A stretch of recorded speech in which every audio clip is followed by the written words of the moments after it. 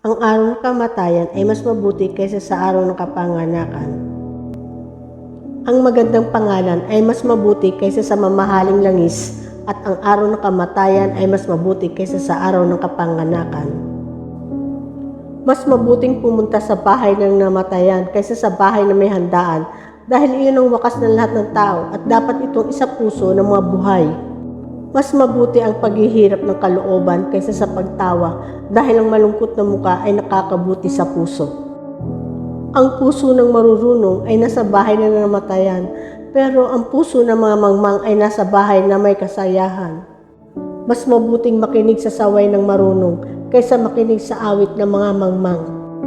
Dahil ang tawa ng mangmang ay gaya ng lagitik ng nasusunog ng matinik sa ilalim ng palayok, ito rin ay walang kabuluhan. Pero pwedeng mabaliw ang marunong dahil sa pang-aapi, at ang suhol ay nakapagpapasama sa puso. Mas mabuti ang wakas ng isang bagay kaysa sa pasimula nito. Mas mabuting maging matiisin kaysa maging mapagmataas. Huwag kang maghinanakit agad dahil mangmang ang nag-iipon ng hinanakit sa dibdib niya.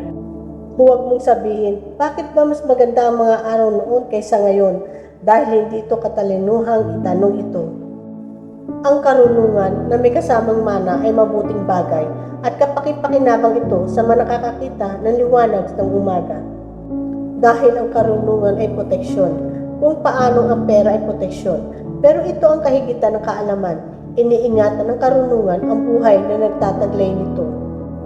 Bigyan pansin mo ang gawa ng tunay na Diyos, dahil sino ang makapagtutuwid sa ginawa niyang baluktot. Sa isang araw na puno ng kabutihan, ipakita mo sa iba ang kabutihang ito.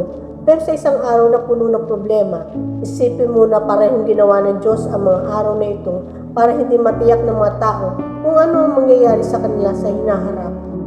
Sa buhay ko ito na walang kabuluhan, nakita ko na ang lahat ng bagay. May matuwid na maagang namamatay kahit matuwid siya, at may masama na nabubuhay ng matagal sa kabila ng kasamaan niya. Huwag kang maging sobrang matuwid o mag-astang napakatalino. Bakit mo ipapahamak ang sarili mo? Huwag kang magpakasama o maging mangmang. Bakit kailangan mong mamatay ng maaga? Mas mabuting pakinggan ang isang babala nang hindi kinalilimutan ng isa pa, dahil pareho itong pinakikinggan ng may takot sa Diyos.